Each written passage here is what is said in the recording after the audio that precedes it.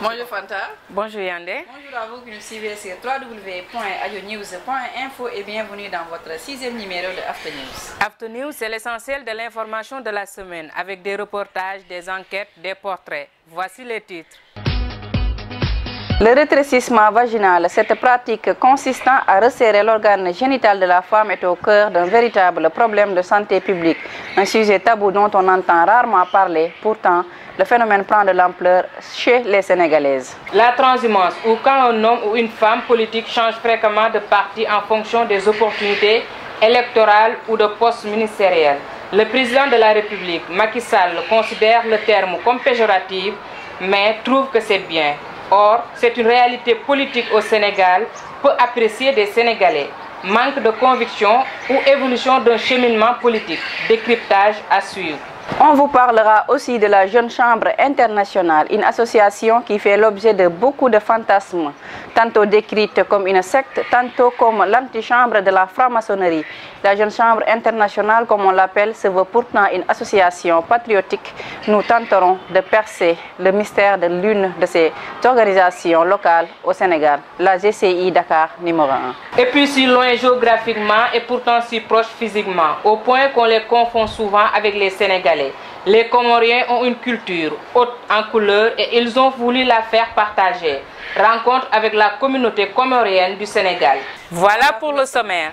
Le développement avec d'abord ce phénomène qui prend de plus en plus d'ampleur chez les Sénégalaises, mais attention aux risques pour la santé. Une ruée vers les pharmacies et autres points de vente pour s'acheter des produits afin de rétrécir leur vagin. Beaucoup de femmes sénégalaises auraient recours à cette pratique. Pression de leur partenaire ou désir de s'acheter une nouvelle virginité après une vie sexuelle mouvementée. Élément de réponse avec Sornofal. Il y a des gens qui ne peuvent pas l'imaginer, pourtant cela existe bien au Sénégal. Des femmes sénégalaises utilisent des produits pour rétrécir leur vagin. Les raisons sont simples: satisfaire le partenaire ou retrouver la virginité.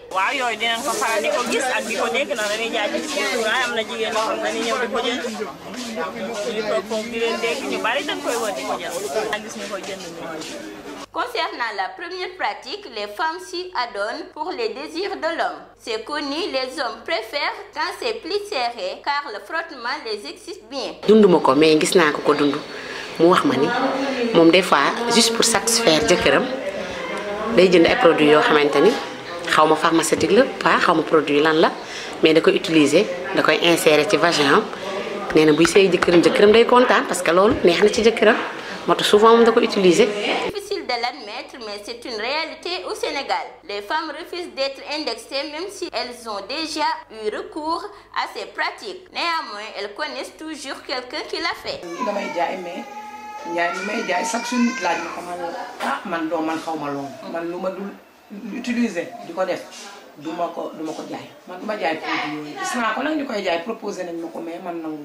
Concernant la deuxième pratique, celle qui consiste à retrouver la virginité, la procédure est presque la même, car s'il y a un resserrement très prononcé, une déchirure peut être provoquée. Et donc, il peut y avoir saignement et les fantasmes et le regard de la société concernant la virginité sont réglés. Juste pour ñu amaat ndaw du ndaw sax parce que nee nañ ndaw benn yoon nga koy ñàkk dañuy utiliser ay ñoom tamit ay genre produit yoo xamante ne dañ koy insérer seen vagin day delloo seen sexe da koy xatal léegi la fait que bu ko delloowee sa jëkkër bu tëddee yow nga naaj léegi nga lëre nit ci sa jëkkër peut-être bu comprendre aussi du xam ne amoo ndaw wala dara parce que affaire bi day dellu day xat. Femmes que nous avons croisées semblent bien connaître le phénomène, mais elles refusent de parler, sauf en l'absence de caméra, et là, elles sont plus loquaces. D'autres femmes utilisent des produits naturels comme astuce pour resserrer leurs muscles pelviens, notamment le gingembre moulu, introduit comme une ovule qui dessèche le vagin, ce qui crée une étroitesse dû à un manque de lubrification. dégg naa am na bu naturel parce que dégg naa souvent sëñ Samba Ndiaye mi expliqué mu ni boo jëlee jinjeer nga gratter ko après nga def ko comme genre ay boule suppositoire def ko ci frigo saa yooyu tëdd nga jël benn insérer ko sa vagin day rétrécir sa vagin te nee na moom am na ci ay résultats gis na jigéen ñu ko def te moo leen ko proposé woon. Le marché HLM de commerçants qui semblent s'y connaître nous donne certains détails.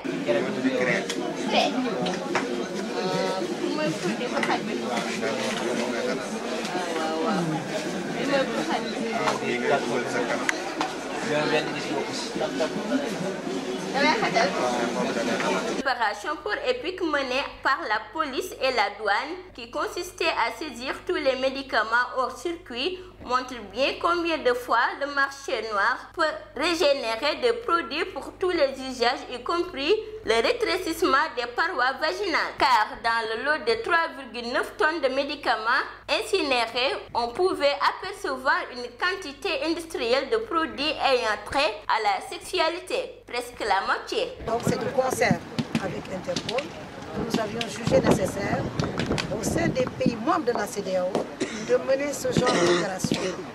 Pour qu'EPIC, ce n'était pas la première. Il y a déjà eu une autre opération qui lutte contre la vente illicite de médicaments, et particulièrement de médicaments contrefaits. Des médicaments qui entrent dans le pays par des circuits non officiels, comme le colonel l'a si bien expliqué. Donc, c'est une analyse qui a permis de déterminer qu'il était important dans la sous-région de mener ce genre d'opération qui permet surtout de montrer aux populations quels sont les dangers qui sont liés à ce type de trafic illicite de médicaments. Le spécialiste l'a dit, les médicaments, il est fait pour soigner. Mais s'il n'est pas contrôlé, si son origine n'est pas connue, si les effets secondaires ne sont pas connus et maîtrisés, au lieu de soigner, ce médicament devient un danger pour les populations.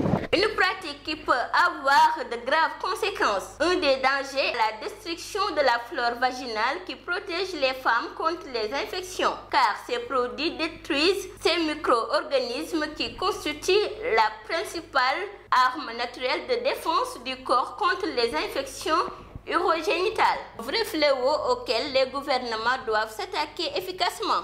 Lorsqu'un troupeau de bêtes change de pâturage selon les saisons, on appelle ça la transhumance. Et quand un homme ou une femme politique change de parti en fonction des opportunités électorales ou ministérielles, on appelle ça pareil. Fanta, la transhumance, ne dit-on pas que l'homme est un animal politique? De là à filer la métaphore jusqu'au bout, il n'y a qu'un pas que les politiciens semblent avoir franchi au Sénégal. Et fréquemment, ces derniers temps, c'est tellement devenu monnaie courante que le président de la République, Macky Sall, n'a pas pu s'empêcher de l'évoquer cette semaine lors d'une conférence de presse. La transhumance, une réalité politique au Sénégal, c'est un sujet de Sanya Hamada. On ne peut pas continuer à faire la transhumance telle qu'elle se pratique aujourd'hui, parce qu'il faut mettre de l'éthique dans tout ça. La transhumance, une réalité politique au Sénégal. Il y a ce qu'on pourrait appeler une banalisation du phénomène car il se répand de plus en plus. Généralement, on parle de transhumance lorsqu'un troupeau change de pâturage selon les saisons. Mais ce terme est souvent utilisé dans le jargon de la politique sénégalaise. Dès lors que les gens viennent avant la victoire, bon, c'est vrai que souvent on a tendance à dire les rats, lorsque les rats quittent le navire, c'est que voilà, le naufrage est imminent. Non, mais les gens qui viennent avant la victoire, qui vont se battre, c'est vrai qu'ils sont venus tardivement, mais bon, ils ont quand même le mérite de venir à la 25e heure, si vous voulez. Mais moi, je les respecte.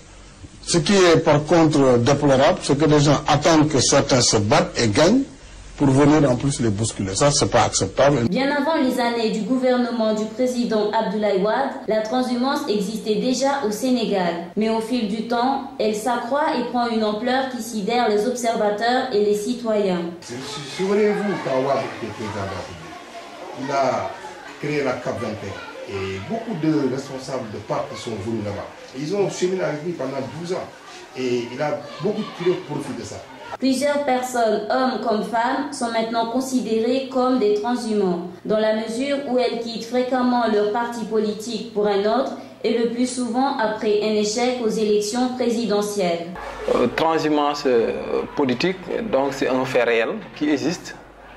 Et actuellement, la manière dont on le constate, donc c'est véritablement dans un seul sens, c'est-à-dire c'est un sens vers le parti au pouvoir. Donc c'est là où je dis que véritablement nous avons des inquiétudes. Une expression qui n'enchante guère le président Macky Sall qui la considère comme péjorative.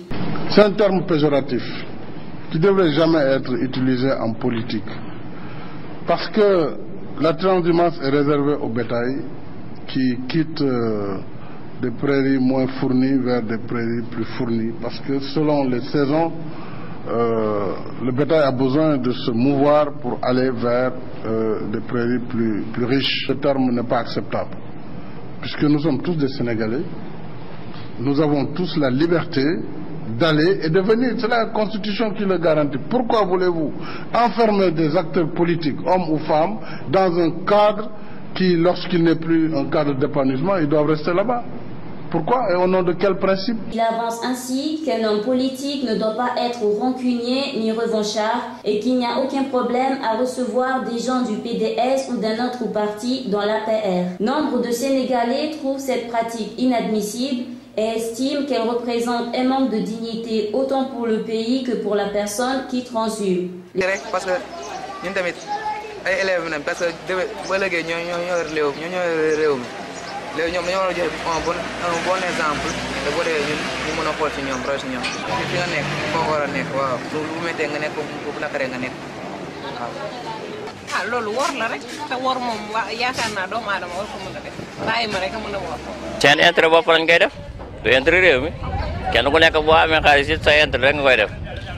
projet. Les politiciens qui ont sauté le pas, eux ne voient pas où est le problème. jóge fii dem ut sa parti bopp da ngaa bëgg a jóge man tey damay nekk PDS ma neexee ma dem APR wala ma jóge APR ma dem PDS loolu dara nekk fi. Parce que moi-même ayant transhumé 2 fois, je connais bien le sujet.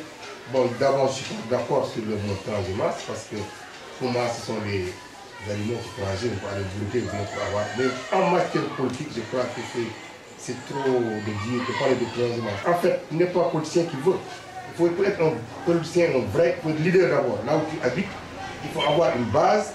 Et quand tu as ça, le parti au pouvoir a besoin de ça, de conforter son pouvoir. Pour ça, le parti au pouvoir essaie d'appeler les gens. Ces gens aussi qui ont derrière eux des responsables politiques qui veulent aider le terroir.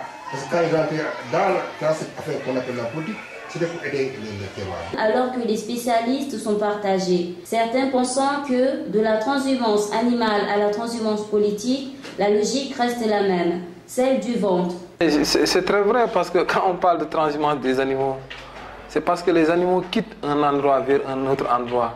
Et pourquoi ce mouvement? C'est à la recherche justement de pâturage.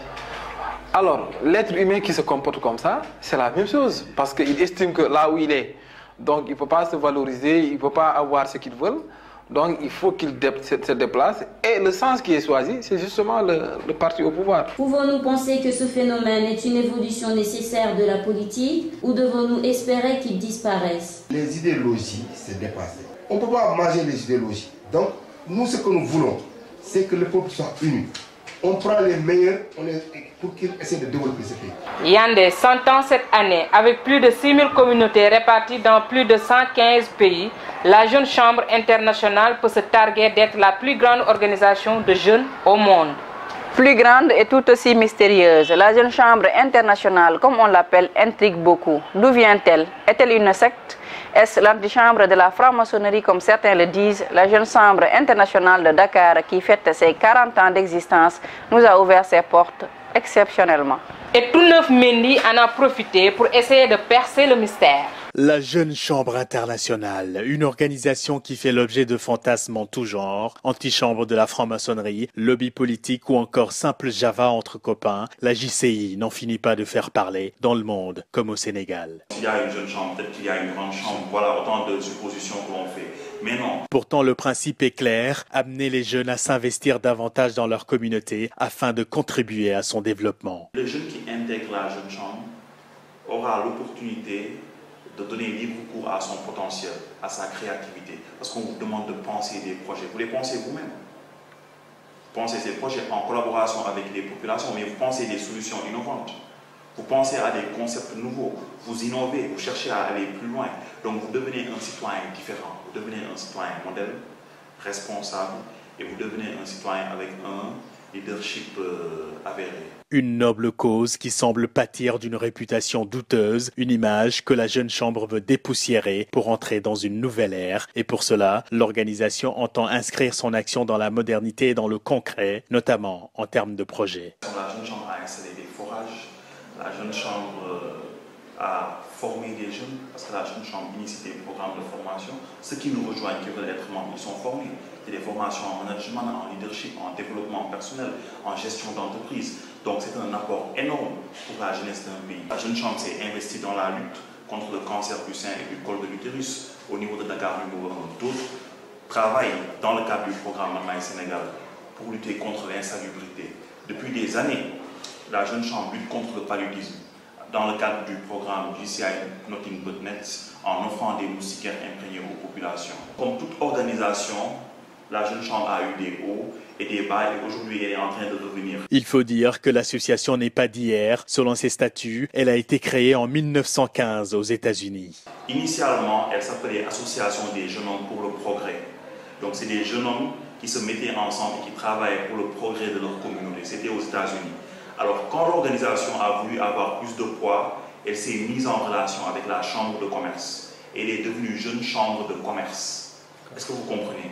Donc la dénomination chambre est liée de ce passé, de ce lien passé qui existait entre la Jeune Chambre et la Chambre de commerce. En 1975, la Jeune Chambre internationale arrive au Sénégal. Aujourd'hui, l'organisation se veut la plus patriote possible, d'où le sens de sa campagne Manmaï Sénégal, lancée à l'occasion des 40 ans de son existence à Dakar. Manmaï Sénégal appelle le citoyen à s'impliquer pour le développement de sa communauté.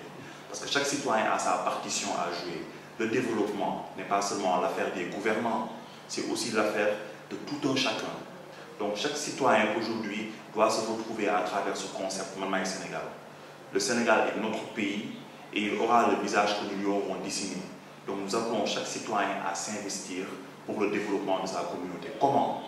Mais en accompagnant des projets associatifs, en s'impliquant dans la vie associative, mais aussi en posant simplement des gestes qui ne remettent pas en cause le vivre ensemble.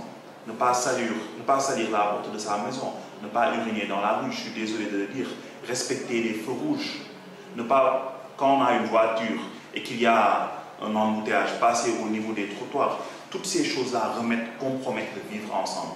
Donc le Sénégal est notre pays et nous appelons les populations à plus de civisme, à plus d'implication dans le développement de nos communautés. C'est ce que ce programme veut dire. Et aujourd'hui, nous voulons en faire le cri de ralliement de la jeunesse sénégalaise. Si, comme son nom l'indique, tous les jeunes âgés de 18 à 40 ans y sont les bienvenus, le processus de recrutement des membres, lui, est reproché d'être élitiste et arbitraire. Il n'y a pas de sélection qui serait basée sur l'appartenance sociale, sur le niveau de vie, sur les études. Non, tout jeune, quelle que soit sa profession, quelle que soit sa fonction, qui veut servir sa communauté et qui pense qu'il a des choses à apprendre, un potentiel à renforcer pour rejoindre notre grande et belle organisation. Quant à la franc-maçonnerie, c'est à peine si le président de JCI Dakar admet qu'une certaine symbolique et autres apparats francs-maçons peuvent être repris dans les cérémonies de la Jeune Chambre, mais la comparaison s'arrête là. Tout ce qui se fait au niveau de la Jeune Chambre se fait au vu et au su de tout le monde. Toutes les rencontres sont ouvertes, il n'y a pas de rencontre fermée. Et c'est une organisation citoyenne comme on en voit un peu partout dans nos différents pays. Avec les célébrations du 40e anniversaire de la création de la Jeune Chambre internationale au Sénégal, l'organisation espère s'ouvrir un peu plus au public, histoire de clarifier les choses et de mettre fin à tous ces fantasmes. C'est une culture riche et colorée à laquelle on va s'intéresser maintenant. Oui, la culture comorienne. Savez-vous, ma chère Yandé, qu'au Comores, c'est la femme qui accueille le mari dans son domicile. Autrement dit, c'est elle qui construit la maison conjugale et ce n'est là qu'une parmi de nombreuses facettes de cette belle culture. Les autres facettes, c'est Babacar Beuz, Diédiou et Keba Mbeng qui vont nous les faire découvrir. Ils ont assisté à la journée culturelle des ressortissants comoriens vivant au Sénégal. Reportage. Le Comore, un pays à découvrir. On les confond souvent avec des Tchadiens, Mauritaniens et parfois même avec des Sénégalais. Eux, ils sont Comoriens et ont une culture riche et colorée liée à leur métissage, qu'ils ont décidé encore une fois de partager et de faire découvrir à tous ceux qui vivent au pays de la Teranga ce dimanche 12 avril.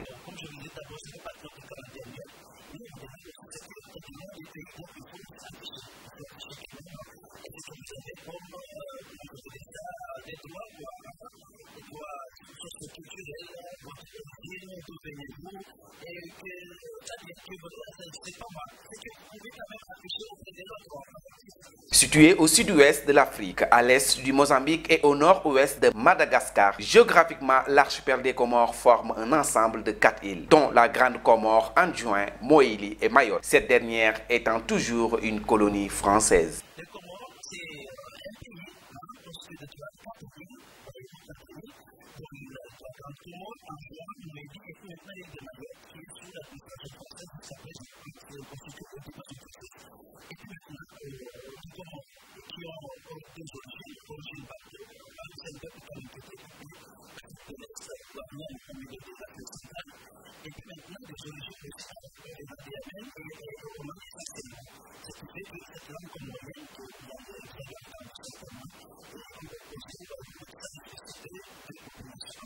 Depuis la création de l'amicale des élèves, étudiants et stagiaires comoriens au Sénégal, AESCOS, cette communauté qui compte 1600 Comoriens actuellement organise plusieurs fois par an des manifestations culturelles et scientifiques, des séminaires, des rencontres, débats estudiantins et autres rencontres qui leur permettent de se retrouver et d'échanger, comme c'est le cas de cette journée culturelle au centre Blaise Senghor.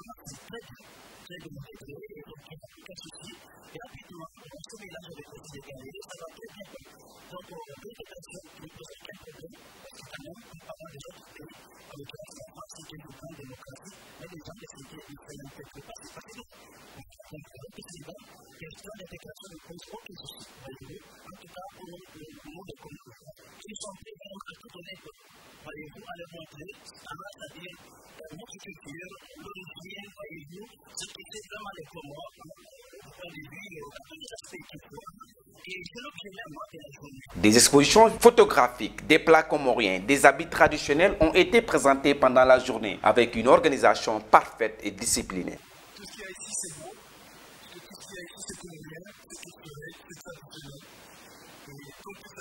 Tandis qu'en soirée, une ambiance festive a pris place dans l'espace culturel de ce même centre. La cérémonie a débuté avec les hymnes nationales respectives sénégalaises et comoriennes. Ensuite, des discours et des prestations de chants et danses traditionnelles ont animé la soirée.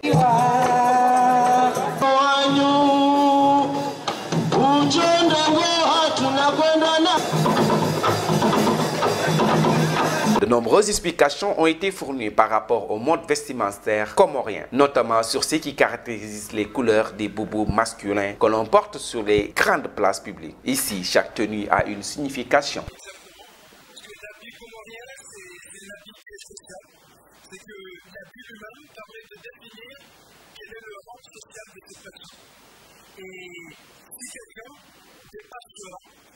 Et il porte un habit dont il ne devait pas, il n'a pas le droit, ou un habit qui est dehors, dont il n'a pas besoin. Ça lui vaut d'être mis en quarantaine socialement, et pour lui revenir, il faut payer une certaine somme. De longs défilés ont été menés pour donner un aperçu de la manière dont se passe le mariage dans chaque île aux Comores. Si le mariage est présenté lors des manifestations culturelles, c'est parce que le grand mariage, comme il l'appelle, est un événement, une identité, presque un festival.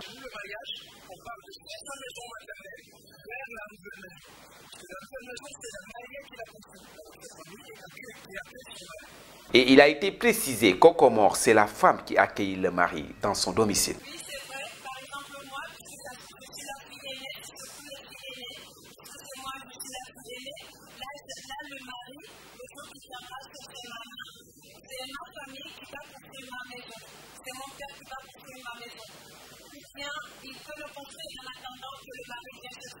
Autrement dit, c'est elle qui construit la maison conjugale. Une des multiples raisons qui donnent envie de se rendre aux Comores.